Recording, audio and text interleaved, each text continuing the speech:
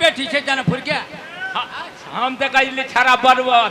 बुर्बक है खिला तो धिया पुता जाए थे अपन यार बुझाए खूब जमल लेखा केकरो मार खियाते एकरा बाप के कोई कर्जा खरी एकरा खातिर मार खाते ए कथी कह के भगे छलिया कई गोरे रंगा यही पाताली ना के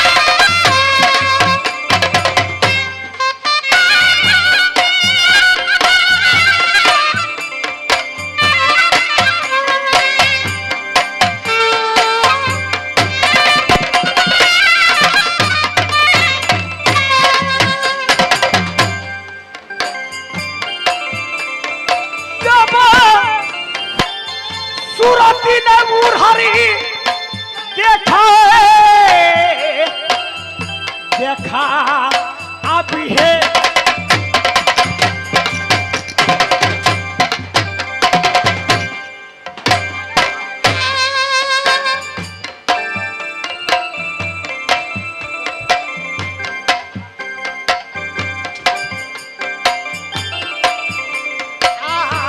भरा पानी का गई को रखी चाभिले आगे पतना बाजा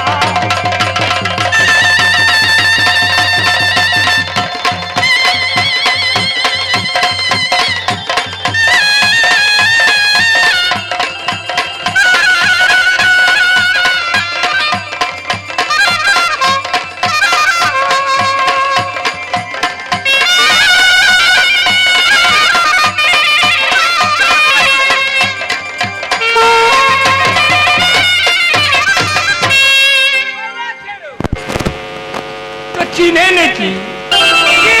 राजवार के बेटी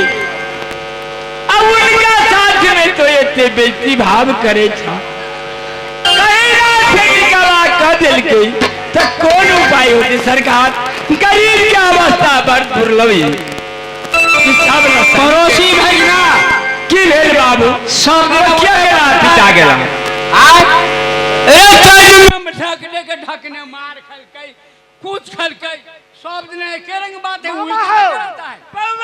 ई बात तोरा मुंह से शोभा नहीं दै छौ बउआ बड़े घर के बेटी ने छाड़ा मारल वही ना बजे बड़े गया बड़ाई में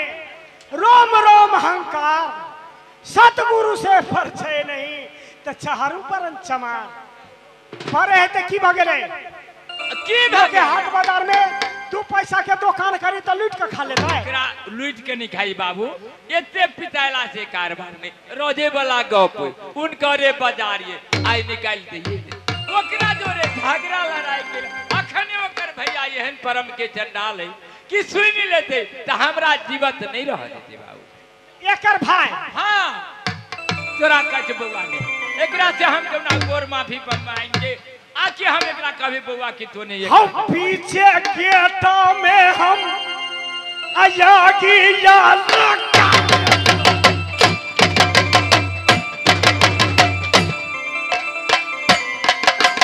आ सारा पाके जा पकेट में हम मामा के आयागी भूखियो के हो सहोदरा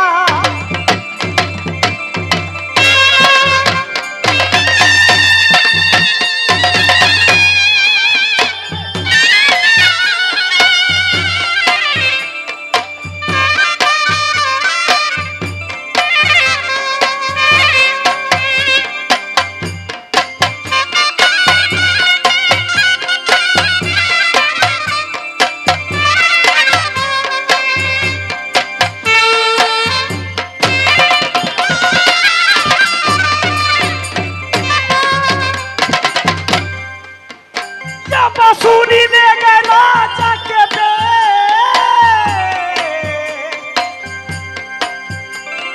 कई बेटिया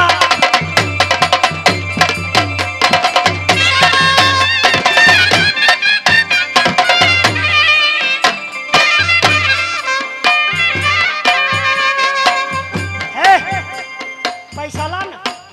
पैसा क्या हम बाबा चले पैसा के लागी तो चिंता क्या करे बाबा पैसा के करन दे गई उड़हरी इज्जती गई बिगाड़ बहु आगे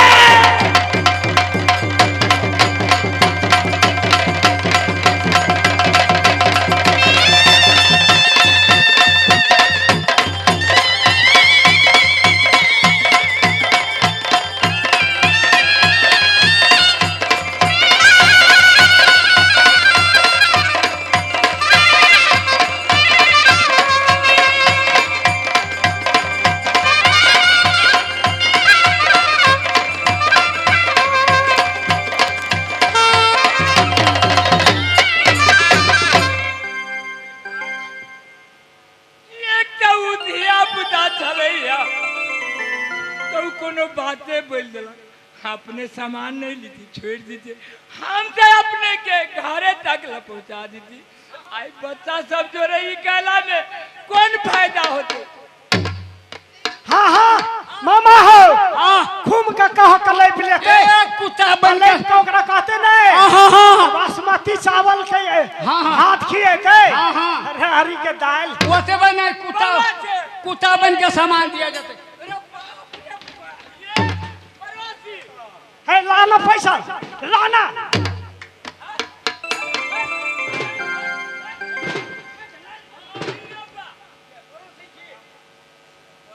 तो पड़ोसी मिल जाएंगे वो धिया पुता रहले दसाने के गेली आ तोरा कौन सनक मती चल जाइया वो धिया पुता है हां जे गर्दन काट दे तो मलिकाई अब जे मैंने है ते बाजार के से मलिकाई ने अपनी विशेष जबैया ओकर भाई है नंगेरची उस सारे को बेर बोली बही चोद गाड़ी पर के चिल्ला लगी तो कहो हम से कहे थी है के ला आके गाड़ी में हम पुरान छिए बापो से बन के थी अपने हमरे के वचन माने थी अब यहाँ से बाजार में तो केला केकरो बदबै छो दोसर दिन से नाच कराबा कि नहीं आबा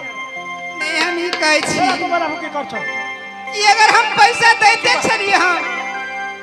अच्छा अगर भूल चूक में कोई सामान ले तो चल जाए ही नहीं लाया छौरा रहलिया उनका मन पर है तो पैसा सामान वाला के दिया बैसे घूम के मलिकान बच्चा रहलिया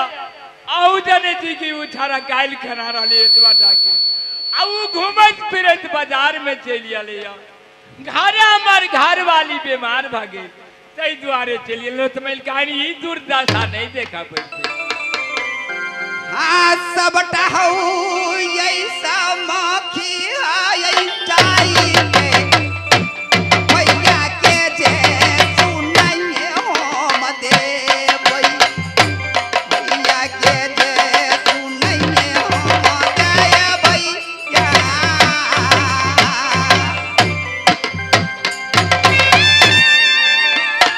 जब साझे गई पूरा पापा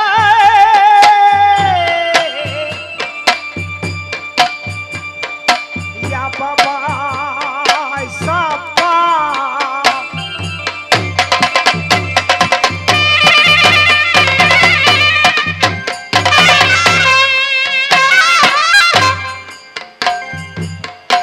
बापा दादा के थोड़े कैसन गे इज्जती पापाटा लगा देबाऊ नहीं तो पैसा हमर दिया कैला बारी ये कटा चाहिए पाई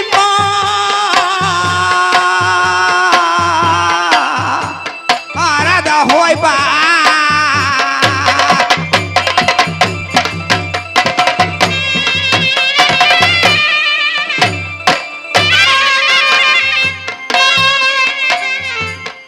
मरद जई कहलै बाहु बनटा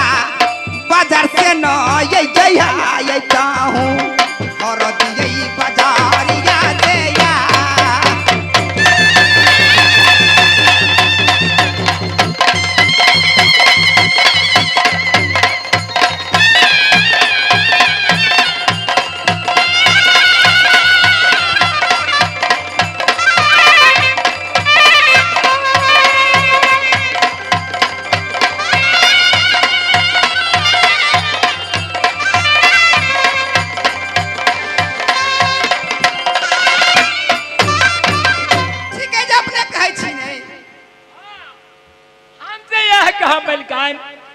कि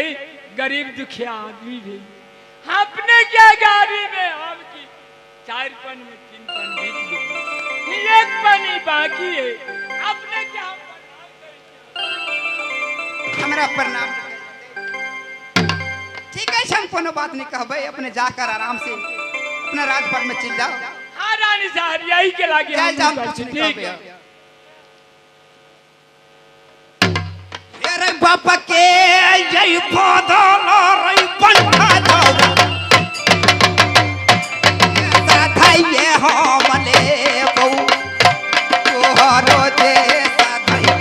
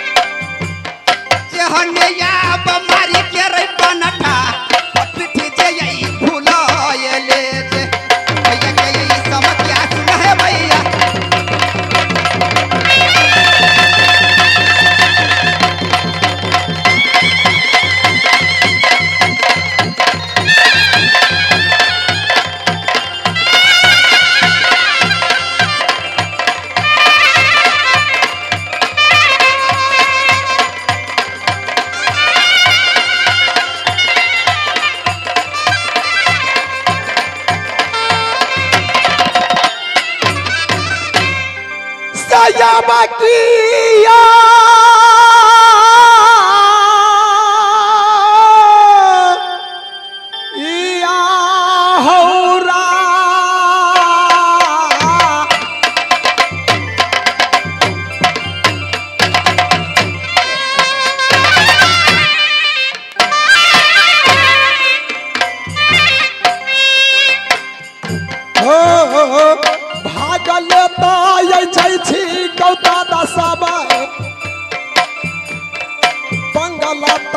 ऊपर में गौहा में बंगाला ऊपर में गौबाबो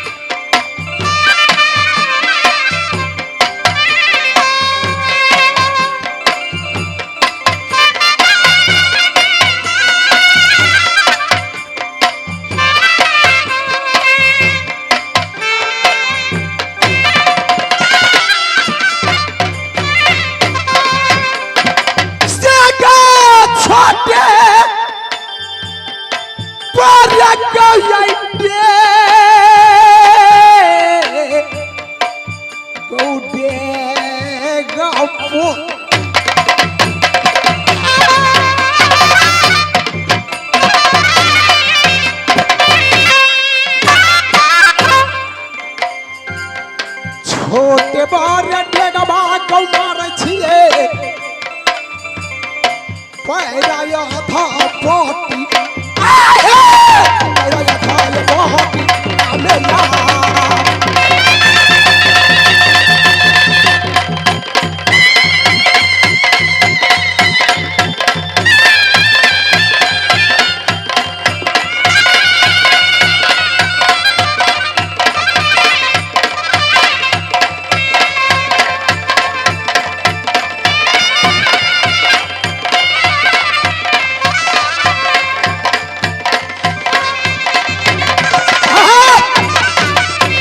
सरकार बहन सुगिंद्रा के भेजनी हरदी बाजार में, परंतु अभी तक नहीं आए। बहुत लेट भागेला कारण किए सिरा पर कागा बाबूटा कैया आए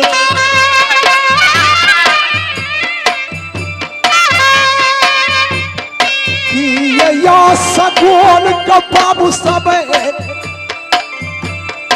हरती नगरिया में भेल हरती नगर में हम बाबू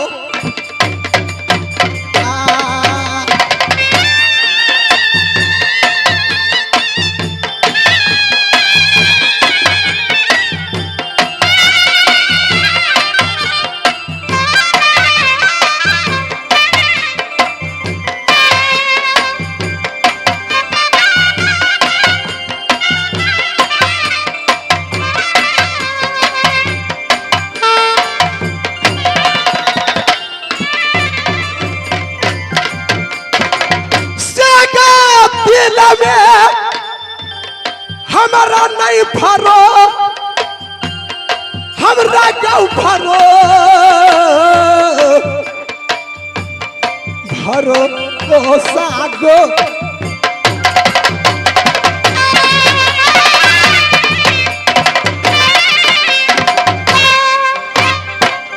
सरकार सर पर काग डिग रहा है, दिल में भरोसा नहीं होई छै राजा दशरथ आहे राजा दशरथ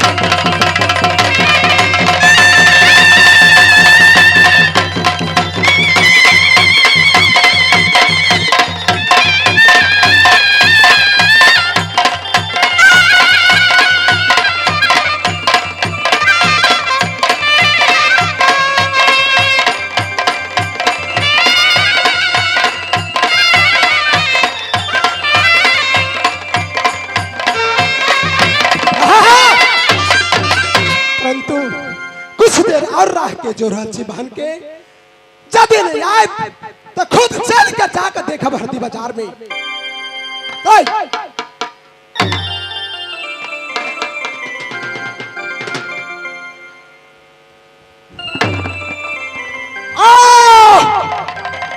सगिंद्रा